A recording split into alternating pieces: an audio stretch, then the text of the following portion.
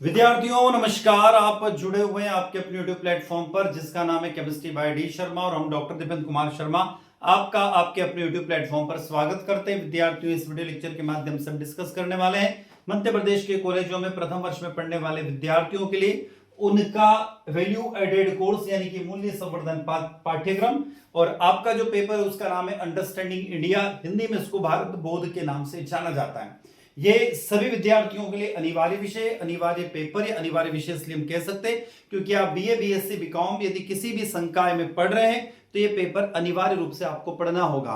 वैसे तो यह पेपर जो हम डिस्कस करने वाले हैं वह सम्राट विक्रमादित्य विश्वविद्यालय उज्जैन मध्य प्रदेश का पेपर है, किंतु यह पेपर सम्राट विक्रमादित्य विश्वविद्यालय उज्जैन के साथ साथ मध्य प्रदेश के सभी कॉलेजों में, सभी यूनिवर्सिटी में प्रथम वर्ष में पढ़ने वाले विद्यार्थियों के लिए भी महत्वपूर्ण साबित होगा।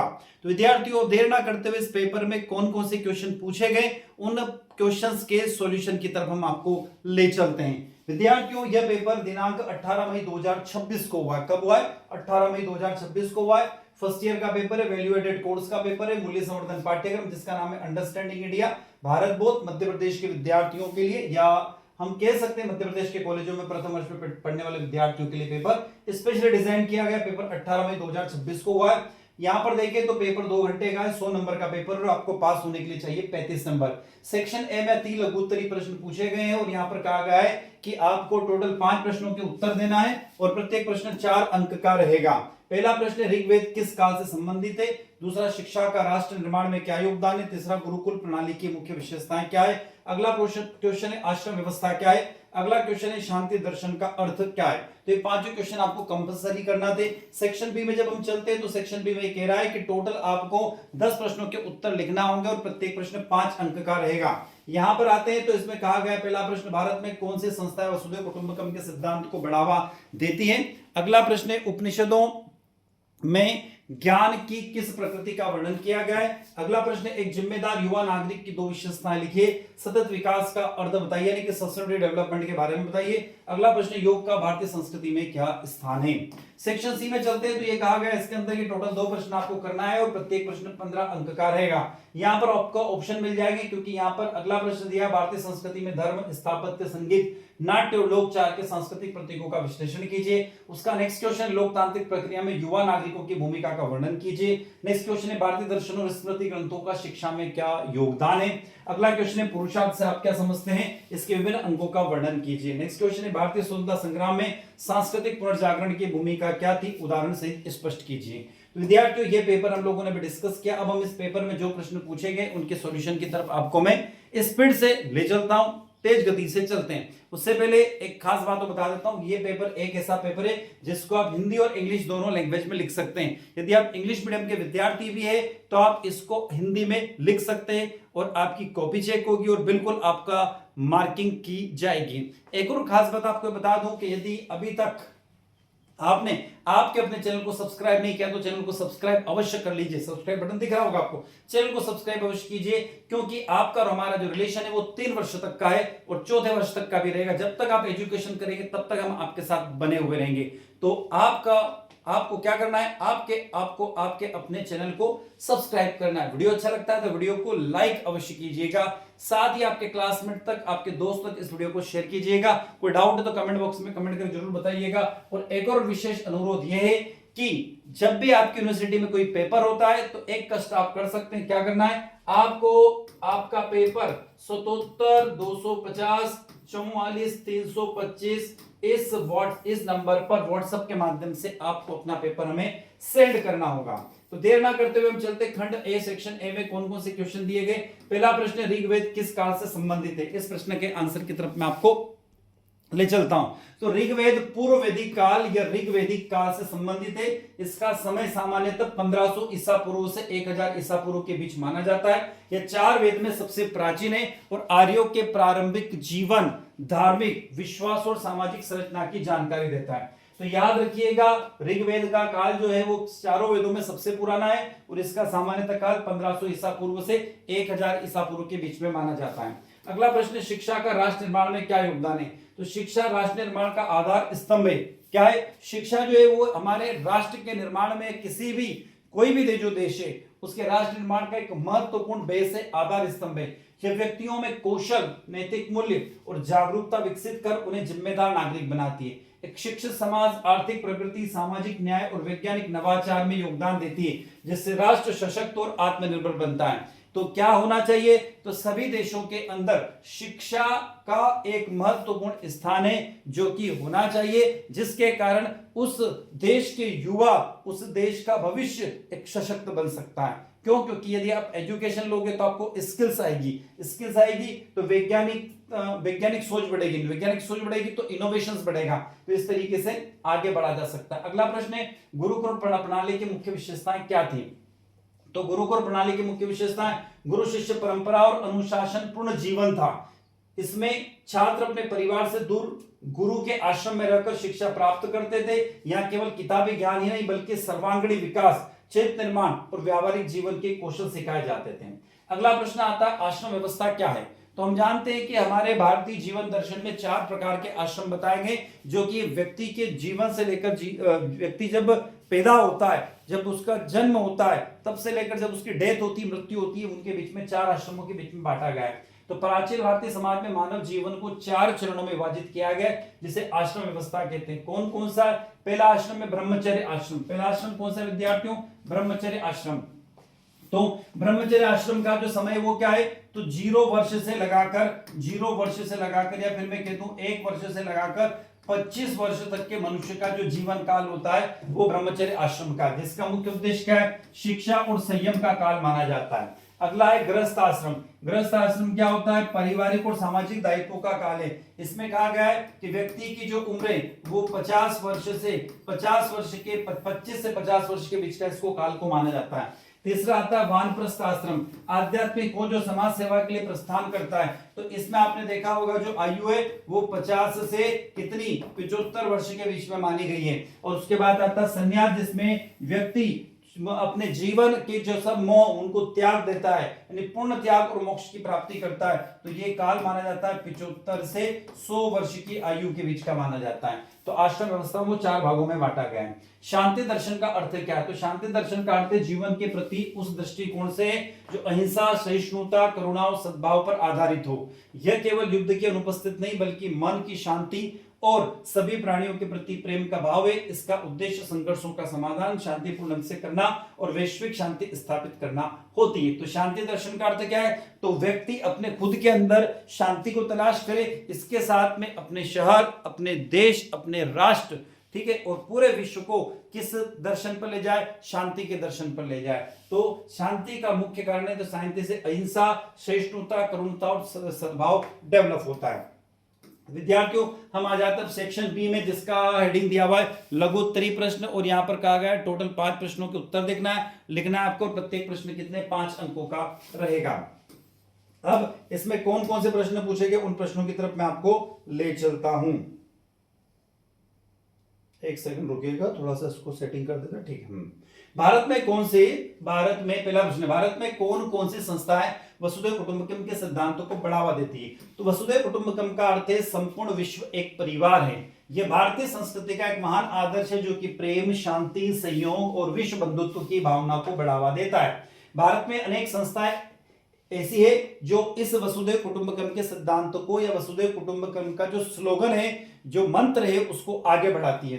तो सबसे पहला संगठन है संयुक्त राष्ट्र संगठन है। यह संगठन पूरे मतलब ये कह सकते हैं कि भारत के साथ साथ पूरे विश्व में कार्य करता है, जिसका नाम है संयुक्त राष्ट्र संगठन, जिसे हम लोग यूएनओ बोलते हैं। ठीक है, यह संस्था विश्व शांति, मानवाधिकार, सहयोग और अंतरराष्ट्रीय भाईचारे को बढ़ावा देती है। भारत भी इसका सक्रिय सदस्य है। अगली संस्था का नाम है भारतीय सांस्कृतिक संबंध परिषद, ICCR, जिसको बोलते हैं Indian council for cultural relations.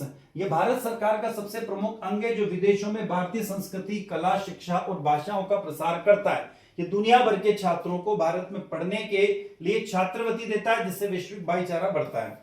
तीसरा संगठन है विदेशी मंत्रालय, ministry of external affairs, MEE जिसे बोलते हैं। भारत के विदेश नीति का मूल आधार एक वसुधैव कुटुंबकम है। भारत ने अपने G20 शिखर सम्मेलन की मुख्य थीम भी एक पृथ्वी, एक परिवार, एक भविष्य यानी कि वन अर्थ, वन फैमिली और वन फ्यूचर रखी है। संकट के समय अन्य देशों की मदद करना, जैसे वैक्सीन मित्र या भूकंप के समय ऑपरेशन दोस्त, इस सिद्धांत का उदाहरण है। अगला मिशन है रामकृष्ण मिशन। यह संस्था मानव सेवा, शिक्षा और आध्यात्मिक एकता के माध्यम से विश्व बंधुत्व का संदेश देती है। अगला संगठन है जिसका नाम है आर्य समाज।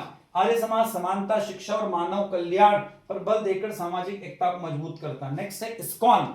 यह संस्था वैसे तो विदेशी है पर भारत में प्रचलित है और इसके जो सदस्य वो भारत के ही है। यह संस्था भक्ति, प्रेम और आध्यात्मिक यानी कृष्ण भक्ति की ज्यादा इसके अंदर बात होती है। तो यह संस्था भक्ति, प्रेम और आध्यात्मिकता के माध्यम से विश्व में शांति और भाईचारे का संदेश फैलाती है।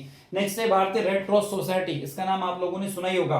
यह संस्था आपदा और संकट के समय मानव सेवा करके मानवता और विश्व बंधुता की भावनाओं को प्रोत्साहित करती है। अगला एनएसएस राष्ट्रीय सेवा योजना, जो कि आपके कॉलेजों में चलती है। यह संस्था युवाओं में सामाजिक सेवा, सहयोग और राष्ट्रीय एकता की भावना को विकसित करती है।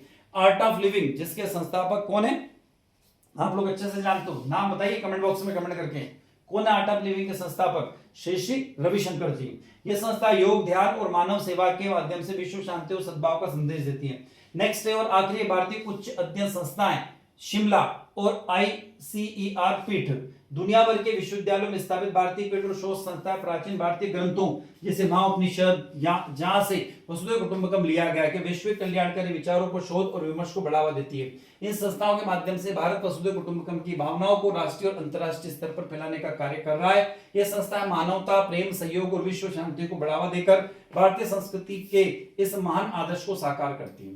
अगला प्रश्न है उपनिषदों में ज्ञान की किस प्रकृति का वर्णन किया गया है? उपनिषदों में ज्ञान की आध्यात्मिक और आत्मज्ञानात्मक प्रकृति का वर्णन किया गया है। उपनिषदों के अनुसार वास्तविक ज्ञान वह है जिसमें मनुष्य आत्मा और परमात्मा के सत्य स्वरूप को जान सके। यह ज्ञान केवल बाहरी वस्तुओं या सांसारिक विषयों तक सीमित नहीं होता, बल्कि आत्मबोध और मोक्ष की प्राप्ति का मार्ग भी प्रशस्त करता है।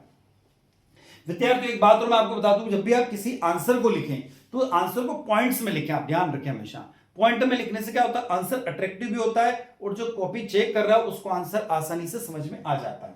जिसमें यहां पर मैंने पॉइंट्स में समझा उपनिषदों में ज्ञान की प्रकृति क्या है। तो सबसे पहला सेल्फ नॉलेज, आत्मज्ञान। उपनिषद आत्मा के ज्ञान को सर्वोच्च मानता है। मनुष्य जब अपने वास्तविक स्वरूप को पहचानता तभी सच्चे ज्ञान की प्राप्ति करता है। आपने एक लाइन पढ़ी होगी, तत्त्वमसि, अर्थात तुम वही ब्रह्मा हो। ब्रह्म ज्ञान, उपनिषदों में ब्रह्मा को परम सत्य कहा गया है। ब्रह्म का ज्ञानी सर्वोच्च माना गया है, इसलिए कहा जाता है अहम ब्रह्मास्मि। ये लाइन आपने सुनी होगी, बहुत सारी फिल्मों में इस्तेमाल की जाती है। तो मैं क्या हूं? एक ब्रह्मा हूं। हर व्यक्ति अपने आप में क्या है? एक ब्रह्मा है। और हर व्यक्ति के लिए एक लाइन आती है, तत्त्वमसि, अर्थात तुम वही हो जो ब्रह्मा हो। मतलब जो आप वीडियो देख रहे हो ना सब लोग, आप सब क्या हो? ब्रह्मा। मैं भी क्या हूं? ब्रह्मा हूं। ब्रह्मा का मतलब यह है यहां पर कि जो अपने मन, कर्म और विचारों से शुद्ध हो उसे ब्रह्मा कहा गया है। अनुभव आधारित ज्ञान, उपनिषद केवल पुस्तकीय ज्ञान पर नहीं बल्कि ध्यान, साधना और अनुभव द्वारा प्राप्त ज्ञान पर बल देते हैं। मोक्ष प्रदान करने वाला ज्ञान, उपनिषदों के अनुसार ज्ञान का अंतिम उद्देश्य जन्म मृत्यु के बंधन से मुक्ति अर्थात मोक्ष प्राप्ति कराना। सत्य और विवेक पर आधारित ज्ञान, उपनिषद सत्य, विवेक, आत्म संयम और नैतिकता के ज्ञान को आधार मानते हैं। इस प्रकार उपनिषदों में ज्ञान की आध्यात्मिकता, अनुभवात्मकता और मोक्षदायक प्रकृति का वर्णन मिलता है। उपनिषदों के अनुसार सच्चा ज्ञान वही है जो मनुष्य को आत्मबोध, सत्य और परम शांति की ओर ले जाए। अगला प्रश्न है, एक जिम्मेदार युवा नागरिक की कोई विशेषताएं लिखिए। तो बहुत सारी विशेषता होती है, मैं यहाँ पर दो विशेषता हट के लाया हूं। एक जिम्मेदार युवा नागरिक की दो विशेषताएं क्या है? तो पहली कर्तव्यनिष्ठता। जिम्मेदार युवा अपने अधिकारों के साथ साथ, जैसे आप लोग वीडियो देख रहे हो, आप सब क्या है? एक युवा नागरिक हो। युवा नागरिक में आप लड़के लड़कियां दोनों आ गए, मतलब मेल फीमेल दोनों इसके अंदर आ जाते हैं। तो जिम्मेदार युवा अपने अधिकारों के साथ साथ अपने कर्तव्यों का भी पालन करता है और समाज और राष्ट्र के प्रति अपनी जिम्मेदारियों को समझता है। सामाजिक जागरूकता की बात करें तो जिम्मेदार युवा सामाजिक समस्याओं, पर्यावरण संरक्षण, शिक्षा और लोकतांत्रिक मूल्यों के प्रति जागरूक रहता है तो दूसरों को भी जागरूक करने का प्रयास करता है। अगला प्रश्न है, सतत विकास का अर्थ बताइए। तो सतत विकास के बारे में आप लोग अच्छे से जानते हो क्या होता है। तो सतत विकास यानी कि सस्टेनेबल डेवलपमेंट का सरल शब्दों में अर्थ है कि एक ऐसा विकास जो लगातार जारी रह सके और भविष्य में कभी रुके नहीं, थमे नहीं। यह विकास की एक ऐसी आधुनिक अवधारणा है जो पर्यावरण प्रकृति के बीच संतुलन बनाने पर जोर देती है। सतत विकास की प्रामाणिक परिभाषा क्या है? तो सतत विकास के सबसे लोकप्रिय और सर्वमान्य परिभाषा 1987 में संयुक्त राष्ट्र के ब्रंडलैंड आयोग की रिपोर्ट अवर कॉमन फ्यूचर में दी गई थी। ये लाइन आपको याद होती है तो अच्छी बात है, नहीं होती है तो सीधा आपको आंसर में आगे बढ़ना है, ध्यान रखना। थोड़ा सा कॉम्प्लिकेटेड वर्ड है यहाँ पे, इसलिए सतत विकास क्या है तो यहां से आंसर आप पकड़ लेना। ऐसा विकास जो वर्तमान पीढ़ी की आवश्यकताओं को इस तरह पूरा करे कि भविष्य की पीढ़ियों को अपनी आवश्यकताओं को पूरे करने की क्षमता में कोई समझौता ना करना पड़े। सरल शब्दों में कहे तो आज हमारे पास जो प्राकृतिक संसाधन जैसे कि शुद्ध हवा, शुद्ध पानी, कोयला, पेट्रोलियम, जल और जंगल उपलब्ध है, उनका उपयोग हम इस तरह समझदारी से करें कि वे आज की हमारी जरूरतों को भी पूरा कर दे और आने वाली हमारी जो जनरेशन है उनके लिए भी वो बची रहे, यानी कि खत्म नहीं हो। सतत विकास के 3 मुख्य स्तंभ है, 3 मुख्य आधार है। पहला, आर्थिक स्थिरता। ऐसा आर्थिक विकास जो न्याय संगत हो, जिससे गरीबी दूर हो और सभी को रोजगार मिले, लेकिन पर्यावरण को बिल्कुल भी नुकसान ना हो। सामाजिक न्याय, समाज के हर वर्ग, अमीर गरीब, महिला पुरुष को समान अधिकार, शिक्षा, स्वास्थ्य और संसाधन मिले। पर्यावरण संरक्षण, प्राकृतिक संसाधनों का दोहन उनकी पुनरुत्पादन क्षमता से अधिक ना हो और प्रदूषण को न्यूनतम स्तर पर ले जाना हो। अर्थात सतत विकास क्या हो सकता है? तो हम कोयले और पेट्रोल पर निर्भरता कम करके, क्योंकि इन दोनों से पोल्यूशन होता है, प्रदूषण होता है, कम करके सोलर एनर्जी, विंड एनर्जी यानी सौर ऊर्जा और पवन ऊर्जा और इलेक्ट्रिक वाहन को अपनाएं। इसमें आज हमारी ऊर्जा की जरूरत पूरी हो सके, प्रदूषण भी नहीं होगा और कोयला पेट्रोल भविष्य के लिए भी सुरक्षित रहेगा। सतत विकास की आवश्यकता क्यों है? तो संसाधनों की सीमितता, पृथ्वी पर पानी, खनिज और जीवाश्म ईंधन मात्रा में सीमित है। अतः जलवायु परिवर्तन, अंधाधुंध विकास से वैश्विक तापमान बढ़ रहा है, जिससे ग्लेशियर पिघल रहा है और मौसम चक्र भी बिगड़ रहा है। अभी आपने देखा होगा मई के महीने में गर्मी कितनी खतरनाक हो रही है, तो उसका मुख्य कारण यही है।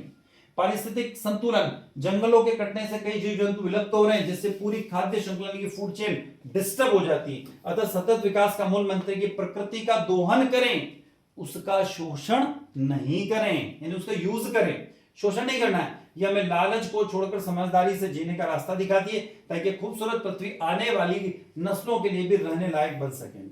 योग का भारतीय संस्कृति में क्या स्थान है?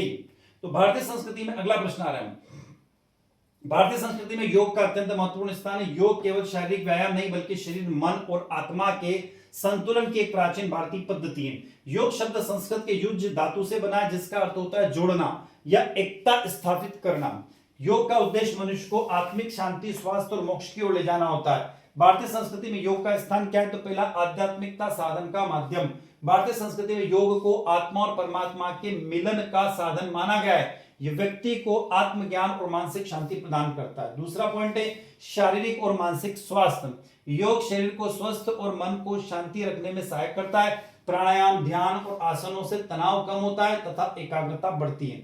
इसके लाभ क्या है? तो रोग प्रतिरोधक क्षमता बढ़ती है, मानसिक तनाव कम होता है, शरीर लचीला होता है और स्वस्थ होता है। भारतीय जीवन पद्धति का एक महत्वपूर्ण अंग है, क्या है? योग है। प्राचीन भारत में ऋषि मुनि और योग और ध्यान के माध्यम से साधना करते थे। आज भी योग भारतीय दिनचर्या का और संस्कृति का महत्वपूर्ण हिस्सा है। नैतिकता और चारित्रिक विकास भी होता है, किससे? योग से। क्योंकि योग से क्या होता है? व्यक्ति का मन और मस्तिष्क शांत होता है। योग व्यक्तित्व में अनुशासन, संयम, सत्य, अहिंसा और सदाचार जैसे गुणों का विकास करता है। उदाहरण के लिए योग में यम और नियम नैतिक जीवन जीने की शिक्षा देते हैं। विश्व स्तर पर भारतीय संस्कृति की पहचान, योग ने विश्व में भारतीय संस्कृति को विशेष पहचान दिलाई है। आज अनेक देशों में योग का अभ्यास किया जाता है। अंतरराष्ट्रीय योग दिवस प्रत्येक वर्ष को 21 जून को मनाया जाता है, जिसमें भारत सरकार का एक महत्वपूर्ण स्थान या योगदान है। संतुलित जीवन का संदेश, योग भौतिक और आध्यात्मिक जीवन में संतुलन स्थापित करके शिक्षा देता है और यह व्यक्तित्व को सकारात्मक सोच और आत्मविश्वास प्रदान करता है। योग भारतीय संस्कृति के अमूल्य धरोहर है। यह केवल स्वास्थ्य का साधन नहीं, बल्कि जीवन को अनुशासित, शांत और आध्यात्मिक बनाने की एक कला है। विद्यार्थियों आ जाते हैं सेक्शन सी में। दीर्घ उत्तरी प्रश्न है, टोटल 2 प्रश्नों का उत्तर आपको लिखना है। 15 नंबर का एक प्रश्न है, टोटल 30 नंबर का ये सेगमेंट्स है। इसमें प्रश्न पूछा गया है, उस प्रश्न की तरफ हम आ जाते हैं। ठीक है। भारतीय संस्कृति में धर्म, स्थापत्य, संगीत, नाट्य और लोकचार के सांस्कृतिक प्रतीकों का विश्लेषण करें। तो भारतीय संस्कृति विश्व की प्राचीन एवं समृद्ध संस्कृतियों में से एक है। इसकी विशेषता विविधता में एकता, आध्यात्मिकता, कला, परंपरा और लोक जीवन में नीत है। भारतीय संस्कृति में धर्म, स्थापत्य, संगीत, नाट्य और लोकचार महत्वपूर्ण सांस्कृतिक प्रतीक है जो भारतीय समाज की पहचान और उसके सांस्कृतिक विरासत को व्यक्त करती हैं। भारतीय संस्कृति विश्व की सबसे प्राचीन और समृद्ध संस्कृतियों में से एक है। इसका सबसे बड़ी विशेषता है कि इसमें विविधता में क्या है, एकता है। भारतीय संस्कृति के अमूर्त विचार जैसे दर्शन और व्यवहारिक प्रतीकों के माध्यम से आम जनमानस तक पहुंचने में विश्वास रखती है। धर्म, स्थापत्य, संगीत, नाट्य और लोकाचार के धरातल पर भारतीय संस्कृति के मुख्य प्रतीकों का विस्तृत विश्लेषण हम यहां पर देखेंगे। पहला, धर्म के सांस्कृतिक प्रतीक। भारतीय संस्कृति में धर्म केवल उपासना पद्धति नहीं बल्कि जीवन जीने का एक मार्ग है। अमूर्त आध्यात्मिक सत्यों को समझने के लिए यहाँ विशिष्ट प्रतीकों का सर्जन किया गया, जैसे ओम, यह ब्रह्मांड की मूल ध्वनि और अनाहत नाद का प्रतीक है। यह ईश्वर के निराकार और सर्वव्यापी स्वरूप को दर्शाता है। स्वास्तिक, यह कल्याण, समृद्धि, चार दिशाओं और चारों पुरुषार्थ धर्म, अर्थ, काम, मोक्ष का प्रतीक है। इसका उपयोग हर शुभ कार्य की शुरुआत में और नकारात्मक ऊर्जा को दूर करने के लिए किया जाता है। कमल, लोटस, कीचड़ में खिलने के बावजूद निर्लिप्त रहने वाला कमल इस बात का प्रतीक है कि मनुष्य को संसार की बुराइयों और मोह माया के बीच रहकर भी आध्यात्मिक रूप में पवित्र रहना चाहिए। कलश, जल से भरा कलश ब्रह्मांड और जीवन की पूर्णता का प्रतीक है। इसके मुख पर विष्णु, कंठ में शिव और मूल में ब्रह्मा का वास होता है, ऐसा माना जाता है। स्थापत्य के सांस्कृतिक प्रतीक। भारतीय वास्तुकला का स्थापत्य केवल ईंट पत्थरों का ढांचा नहीं है बल्कि ब्रह्मांड की ज्यामिति और मानव शरीर का प्रतीक है। जैसे मंदिर का शिखर और कलश आपने देखा होगा। उत्तर भारत में नागर शैली के मंदिरों का ऊंचा शिखर मनुष्य की चेतना को नीचे से ऊपर यानी परमात्मा की ओर ले जाने का प्रतीक है। शिखर का सबसे ऊपरी बिंदु ब्रह्मांड के केंद्र को दर्शाता है। गर्भगृह, यह मंदिर का सबसे अंधकारमय और केंद्रीय स्थान होता है जहां मुख्य मूर्ति होती है। यह मनुष्य के हृदय की गुफा यानी अंतर आत्मा को व्यक्त करता है जहां ईश्वर निवास करते हैं। उसके बाद स्तूप, जैसे सांची के स्तूप। बौद्ध स्थापत्य में स्तूप मुख्य रूप से ध्यान मग्न बुद्धों और महापरिनिर्वाण का प्रतीक है। इसका अंडाकार हिस्सा ब्रह्मांड की अनंतता को दर्शाता है। गोपुरम, दक्षिण भारत में द्रविड़ शैली के जो मंदिर होते हैं, विशाल प्रवेश द्वार गोपुरम इस बात के प्रतीक होंगे। यदि आप कहीं भी दक्षिण भारत में आप दर्शन करने जाएंगे मंदिरों में तो जितने भी गेट है वो बड़े विस्तार रूप से बने हुए हैं। भौतिक संसार के आध्यात्मिक संसार में प्रवेश करते समय मनुष्य अपना अहंकार को बाहर छोड़ देता है। उसके बाद बात करते हैं संगीत और नाटक और संस्कृति के प्रतीक का। भारतीय संगीत और नाट्य विधाएं मनोरंजन से बढ़कर ईश्वर की आराधना और रसानुभूति का माध्यम है। नटराज, भगवान शिव को नटराज के रूप में ब्रह्मांड में सर्जन, संरक्षण और विनाश के चक्र का सबसे बड़ा प्रतीक है। उनके हाथ में डमरू, नाद की और दूसरा हाथ अभय मुद्रा का प्रतीक है। राग और रग, भारतीय शास्त्रीय संगीत में राग केवल सुरों का समूह नहीं बल्कि प्रकृति के चक्र, ऋतुओं और समय के प्रतीक हैं। जैसे सुबह के लिए राग भैरव, वर्षा के लिए राग मल्लार। नाट्य शास्त्र में नव रस, मानव स्वभाव और भावनाओं के पूर्ण प्रतीक है। हस्त मुद्रा, जब नाटक होता है ना तो हस्त मुद्राओं का उल्लेख होता है। जैसे भरतनाट्यम, कथकली और ओडिसी जैसे नृत्यों में हाथों की मुद्रा अंजलि कपित्य बिना शब्दों की पूरी कहानी प्रकृति और देवताओं के स्वरूप की व्यक्ति करती है। लोकाचार और सांस्कृतिक प्रतीक। लोकाचार यानी आम समाज में व्यावहारिक आचरण जो रोजमर्रा की जिंदगी में सांस्कृतिक प्रतीक है। जैसे हम बोलते हैं नमस्कार या नमस्ते, तो ये क्या है, दोनों हाथ जोड़कर किया जाने वाला एक अभिवादन है। केवल औपचारिक नहीं, इसका गहरा सांस्कृतिक अर्थ भी। मैं आपको भीतर निवास करने वाली दिव्य आत्मा को क्या करता हूं, नमन करता हूं। यह समानता और अहंकार के विसर्जन का प्रतीक है। अतिथि देवो भव की भारत के अंदर बड़ी विशेषता है। मेहमान को देवता के समान मानना भारतीय लोकाचार का मूल प्रतीक है। यह संकीर्णता को तोड़कर वसुधैव कुटुंबकम की भावनाओं को मजबूत करता है। चरण स्पर्श, हम देखते हैं कि हमसे जो बड़े होते हैं उनको हमेशा क्या करते हैं, चरण स्पर्श करते हैं। तो बड़ों के पैर छूना केवल आयु का सम्मान नहीं है, उनके द्वारा संचित ज्ञान, अनुभव और सकारात्मक ऊर्जा को ग्रहण करने का वैज्ञानिक और सांस्कृतिक प्रतीक है। दीप प्रज्वल, हम जानते हैं भारत के अंदर जो भी आप किसी कार्यक्रम को स्टार्ट करते हो हमेशा दीप का प्रज्वलन किया जाता है। किसी भी सामाजिक या सांस्कृतिक कार्यक्रम की शुरुआत में दीप जलाना अर्थात तमसो मा ज्योतिर्गमय, अंधकार से प्रकाश की ओर बढ़ने और अज्ञानता को मिटाकर ज्ञान के प्रसार के प्रतीक के बारे में बात करता है। चलते हैं अगले प्रश्न की तरफ। नेक्स्ट है लोकतांत्रिक प्रक्रिया में युवा नागरिकों की भूमिका का वर्णन कीजिए। तो लोकतांत्रिक व्यवस्था में युवा नागरिक की भूमिका अत्यंत महत्वपूर्ण होती है। युवा किसी भी राष्ट्र, शक्ति ऊर्जा और भविष्य के निर्माण माने जाते हैं। लोकतंत्र की सफलता नागरिकों की सक्रिय भागीदारी पर निर्भर करती है और युवाओं की भागीदारी लोकतांत्रिक प्रक्रियाओं को मजबूत करती है। अब कुछ पॉइंट्स के जरिए हम समझने की कोशिश। सबसे पहले मतदान में भागीदारी। युवा नागरिक मतदान करके योग्य और ईमानदार प्रतिनिधियों का चुनाव करते हैं। उनका वोट सरकार निर्माण और नीतियों को प्रभावित करता है। जागरूकता फैलाना, ठीक है, महत्व क्या है, लोकतंत्र मजबूत होगा, है ना। जागरूकता फैलाना, युवा समाज में शिक्षा, मतदान, स्वच्छता, पर्यावरण संरक्षण और सामाजिक अधिकारों के प्रति जागरूकता फैलाते हैं। अगला पॉइंट है सामाजिक और राजनीतिक भागीदारी। युवा विभिन्न सामाजिक संगठनों, छात्र संघों और राजनीतिक गतिविधियों में भाग लेकर लोकतांत्रिक मूल्यों को बढ़ावा देते हैं। भ्रष्टाचार और अन्याय के विरुद्ध आवाज उठाना। युवा नागरिक अन्याय, भ्रष्टाचार और सामाजिक बुराइयों के खिलाफ आवाज उठाकर लोकतंत्र की रक्षा करते हैं। राष्ट्र निर्माण में योगदान। युवा शिक्षा, विज्ञान, तकनीकी, खेल और सामाजिक सेवा के माध्यम से देश के विकास में योगदान देते हैं। संविधान और लोकतांत्रिक मूल्यों की रक्षा। युवा समानता, स्वतंत्रता, धर्मनिरपेक्षता और भाईचारे जैसे संवैधानिक मूल्यों का पालन कर समाज में एकता को बनाए रखते हैं। अगला प्रश्न है भारतीय दर्शन में और स्मृति ग्रंथों में का शिक्षा में क्या योगदान है। आगे चलते हैं। भारतीय ज्ञान में भारतीय दर्शन और स्मृति ग्रंथ शिक्षा के मूल आधार रहे हैं। प्राचीन भारत में शिक्षा केवल साक्षरता या जीवोपार्जन का साधन नहीं थी, बल्कि वह व्यक्तित्व के आंतरिक रूपांतरण और चरित्र निर्माण का माध्यम है। इन दोनों ज्ञान स्रोतों का शिक्षा में योगदान निम्नलिखित है। पहला, भारतीय दर्शन का शिक्षा में योगदान। भारतीय दर्शन की विभिन्न शाखाएं जैसे षड दर्शन, सांख्य, योग, न्याय, वैशेषिक, मीमांसा, वेदांत और जैन बौद्ध चार्वाक ने शिक्षा के उद्देश्य, शिक्षण विधियों और छात्र शिक्षक संबंधों को गहराई से प्रभावित किया है। शिक्षा का परम उद्देश्य। भारतीय दर्शन के अनुसार शिक्षा का अंतिम लक्ष्य केवल व्यावहारिक ज्ञान प्राप्त करना नहीं, बल्कि मोक्ष या आत्मज्ञान प्राप्त करना है। जैसा कि उपनिषदों में कहा गया है, सा विद्या या विमुक्ति, अर्थात विद्या वही है जो बंधनों से मुक्ति दिलाए। वैज्ञानिक और तार्किक शिक्षण विधियां। न्याय दर्शन ने शिक्षा को प्रमाण यानी प्रत्यक्ष, अनुमान, उपमान शब्द की तार्किक पद्धति दी, जो आज की वैज्ञानिक पद्धति के समान है। सांख्य और वेदांत दर्शन ने श्रवण यानी सुनना, मनन यानी चिंतन करना और निध्यासन यानी अभ्यास यानी साक्षात्कार का त्रिस्तरीय शिक्षण विधि दी, जो छात्र की संज्ञानात्मक क्षमता को बढ़ाती है। मानसिक और शारीरिक अनुशासन। योग दर्शन ने शिक्षा में अष्टांग योग जैसे यम, नियम, आसन, प्राणायाम, प्रत्याहार, धारणा, ध्यान, समाधि का समावेश किया है। यह छात्रों की एकाग्रता बढ़ाते, मानसिक तनाव दूर करने और शारीरिक स्वास्थ्य को बनाए रखने की सबसे प्रभावशाली प्रणाली है।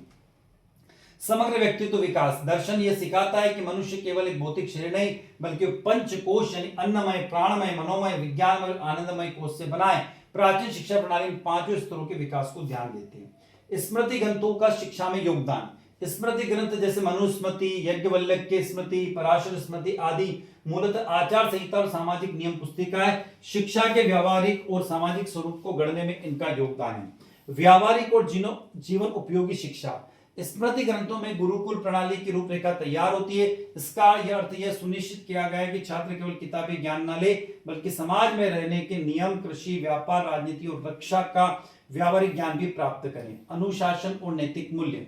स्मृति ग्रंथों में छात्रों के लिए दैनिक दिनचर्या और नियमों का कड़ाई से उल्लेख है। सुबह जल्दी उठना, संयमित जीवन जीना, गुरु का आदर करना और प्रकृति के प्रति संवेदनशील होना, ये सब शिक्षा के अनिवार्य हिस्से थे जो छात्र को एक जिम्मेदार नागरिक बनाते हैं। जीवन के चरणों का प्रबंधन यानी आश्रम व्यवस्था। स्मृति ग्रंथों में मानव जीवन को 100 वर्ष मानकर 4 आश्रमों में विभाजित किया गया। इसमें पहला ब्रह्मचर्य आश्रम 25 वर्ष तक पूरी तरह से केवल शिक्षा, ज्ञान अर्जन और चरित्र निर्माण के लिए समर्पित था। यह छात्रों को भटकाव से बचाता था। लोक कल्याण और सामाजिक दायित्व की शिक्षा।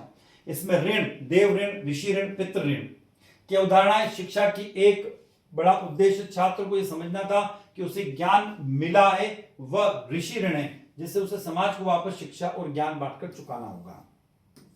अगला प्रश्न है, सेकंड लास्ट क्वेश्चन है, पुरुषार्थ से आप क्या समझते हो? इसके विभिन्न अंगों का वर्णन कीजिए। तो भारतीय सांस्कृतिक और दर्शन में पुरुषार्थ एक अत्यंत महत्वपूर्ण केंद्रीय अवधारणा है। यह मनुष्य के जीवन को उद्देश्यपूर्ण, संतुलित और सार्थक बनाने का एक महत्वपूर्ण मार्गदर्शक सिद्धांत है। भारतीय दर्शन में पुरुषार्थ का अर्थ मानव जीवन के उन मुख्य उद्देश्यों से है जिनकी प्राप्ति के लिए मनुष्य प्रयास करता है। पुरुषार्थ शब्द 2 शब्दों से मिलकर बना है, पुरुष अर्थात मनुष्य और अर्थ अर्थात उद्देश्य। भारतीय संस्कृति में जीवन सफल, संतुलित और सार्थक बनाने के लिए 4 पुरुषार्थ बताए गए हैं। तो पुरुषार्थ शब्द 2 शब्दों से मिलकर बना है, जैसे मैंने भी आपको ऊपर का पुरुष प्लस अर्थ। पुरुष, यहाँ पुरुष का अर्थ केवल मर्दान मतलब अपनी जो मेन पावर से नहीं लिया गया, और पुरुष लिंग से नहीं, बल्कि इसका अर्थ जीवात्मा से है। प्रत्येक मनुष्य चाहे वह स्त्री हो या पुरुष, उससे लिया गया। और अर्थ का अर्थ होता है लक्ष्य, उद्देश्य, योग्य प्रयास। अर्थात मनुष्य के जीवन के अंतिम और सर्वोच्च लक्ष्यों को प्राप्त करने के लिए किया गया सार्थक प्रयास क्या कहलाता है? पुरुषार्थ कहलाता है। सरल शब्दों में जीवन को सही दिशा में जीते हुए जिन 4 अनिवार्य लक्ष्यों को प्राप्त करना का प्रयास हर मनुष्य को करना चाहिए, उन्हें ही पुरुषार्थ कहा जाता है। तो पुरुषार्थ के कितने अंगे? 4 अंगे। भारतीय ऋषियों ने मानव जीवन को संपूर्णता देने के लिए 4 पुरुषार्थ का निर्धारण किया है, जिन्हें संयुक्त रूप से चतुर्वर्ण कहा गया है। इनका कर्म बहुत वैज्ञानिक है। सबसे पहला धर्म आता है, दूसरा अर्थ आता है, तीसरा काम आता है और चौथा मोक्ष आता है। धर्म क्या है? यह पुरुषार्थ में सबसे पहला और सबसे महत्वपूर्ण अंग है, क्योंकि बाकी के सभी पुरुषार्थ इसी अंग पर टिके हुए हैं। अवधारणा: धर्म का अर्थ यहाँ किसी विशेष मजहब या संप्रदाय से नहीं, धर्म का अर्थ है कर्तव्य, सदाचार, न्याय, नैतिकता और समाज के प्रति अपनी जिम्मेदारियों को निभाना है। धृ धातु से बने धर्म का अर्थ होता है जिसे धारण किया जा सके, जो समाज और व्यक्तित्व को पतन से बचाए। इसका महत्व क्या है? मनुष्य को पशुत्वती प्रवृत्तियों से दूर कर अनुशासित बनाता है। यदि जीवन में धर्म नहीं होगा तो मनुष्य स्वार्थी और विनाशकारी हो जाएगा। अर्थ क्या है? तो मनुष्य एक सामाजिक प्राणी है और जीवित रहने के लिए अपने परिवार के भरण पोषण के लिए भौतिक साधनों की आवश्यकता उसे होती है, मतलब पैसे की आवश्यकता होती है। अर्थ मतलब पैसा। तो अर्थ का तात्पर्य धन, संपत्ति, आजीविका और भौतिक संसाधनों में के अर्जन से है। भारतीय दर्शन कहता है कि धन कमाना बुरा नहीं है बल्कि अनिवार्य है, लेकिन वह धन हमेशा धर्म के मार्ग चलकर ईमानदारी से कमाना चाहिए, बेईमानी से नहीं कमाना चाहिए। इसको बोलते हैं 2 नंबर का पैसा नहीं होना चाहिए। तो अधर्म से कमाया गया धन विनाश की ओर ले जाता है। आपने देखा होगा ऐसा होता है हमारे भारतीय कल्चर में। काम: जीवन में केवल नीरस कर्तव्य और धन ही सब कुछ नहीं होता, मानसिक संतुष्टि और आनंद भी आवश्यक है। काम का व्यापक करते इच्छाएं, कलात्मक अभिरुचि, प्रेम, मानसिक सुख और काम वासना यानी संतान उत्पत्ति की इच्छा, यह जीवन को सुंदर, सरस और सृजनात्मक बनाता है। इसके अंतर्गत गृहस्थ जीवन का आनंद लेना और सृष्टि के क्रम को आगे बढ़ाना शामिल है, परंतु इस पर भी धर्म का नियंत्रण होना अनिवार्य है ताकि इच्छाएं अनियंत्रित होकर वासना न बन जाए। मोक्ष: यह मानव जीवन का अंतिम और परम लक्ष्य है। मोक्ष का अर्थ है सांसारिक बंधनों, दुखों और जन्म मरण के चक्र से मुक्ति पाकर परम आनंद यानी सच्चिदानंद को प्राप्त करना। जब मनुष्य धर्म के अनुसार आचरण करते हुए उचित माध्यमों से अर्थ कमाता है और अपनी स्वाभाविक इच्छाओं को तृप्त कर लेता है, तब उसका मन सांसारिक मोह से ऊपर उठने लगता है। यही अवस्था उसे मोक्ष की ओर ले जाती है। लास्ट क्वेश्चन है आपका, भारतीय स्वतंत्रता संग्राम में सांस्कृतिक पुनर्जागरण की भूमिका क्या थी? उदाहरण सहित स्पष्ट करें। तो भारतीय स्वतंत्रता संग्राम में सांस्कृतिक पुनर्जागरण की भूमिका रीढ़ की हड्डी की तरह थी। इसने न केवल भारतीयों के मन से हीन भावना को समाप्त किया, बल्कि उन्हें एक साझा पहचान और राष्ट्रीय चेतना के सूत्र में पिरोया। 19वीं और 20वीं शताब्दी में हुए इस पुनर्जागरण ने अंग्रेजों के इस नैरेटिव को खत्म कर दिया जो भारतीय असभ्य है और शासन करने योग्य नहीं है। स्वतंत्रता संग्राम में सांस्कृतिक पुनर्जागरण की मुख्य भूमिका और उसके कुछ उदाहरण हैं। पहला, अतीत के गौरव की पुनर्प्राप्ति और आत्मविश्वास का संचार। अंग्रेज इतिहासकारों ने भारतीय इतिहास को इस तरह पेश किया था जैसे हमारे यहाँ हमेशा अंधकार ही रहा हो। सांस्कृतिक पुनर्जागरण के नेताओं ने भारत के समृद्ध अतीत, वेदों, उपनिषद और प्राचीन विज्ञान उपलब्धियों को सामने लाकर रखा। जैसे स्वामी विवेकानंद जी की बात करें तो 1893 में उन्होंने शिकागो के धर्म संसद में भारतीय संस्कृति की श्रेष्ठता को वैश्विक मंच पर स्थापित किया।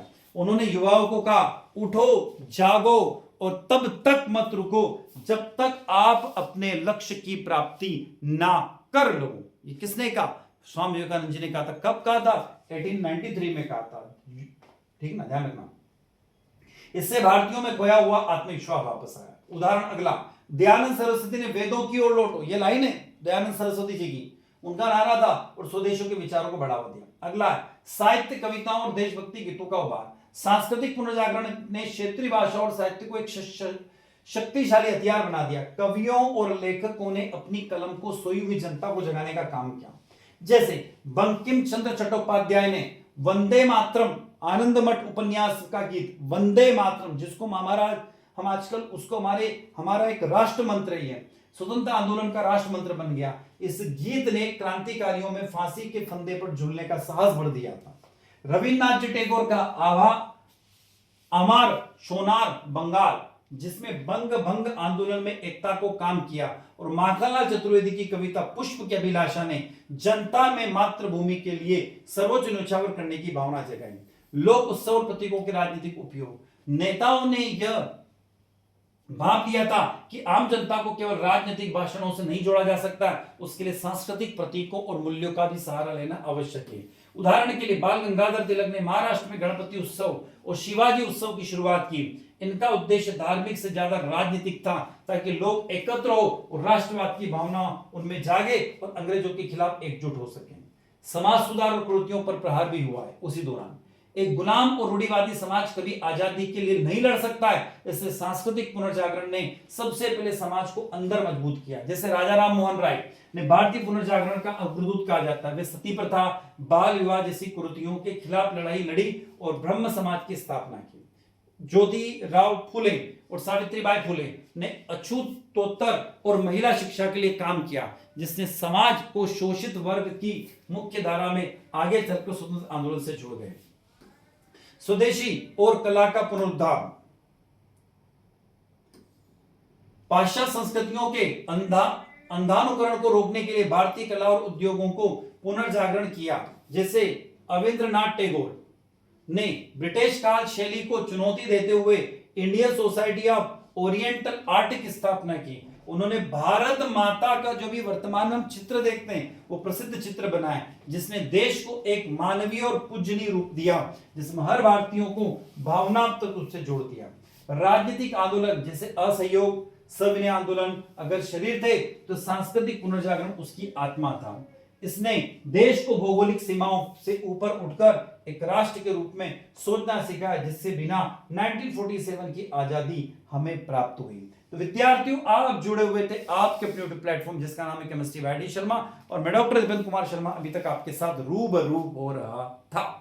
वीडियो अच्छा लगता है तो लाइक कीजिएगा, आपके क्लासमेट वीडियो को शेयर कीजिए, कमेंट बॉक्स में कमेंट जरूर बताइएगा, और चैनल को सब्सक्राइब अवश्य कीजिएगा। एक नंबर है, इस नंबर को आपके मोबाइल में क्या करने का है, सेव करने का। याद रखना, आपके मोबाइल में सेव करने का नंबर है 77 250 44 325। नंबर को नोट कर लो, सेव कर लो। जब भी आपका पेपर, जिस दिन हो, जब भी आपको फुर्सत मिले, हमें सिर्फ आपके जो पेपर हो उनका अच्छा सा क्लियर फोटो खींचकर हमें व्हाट्सएप करने का है।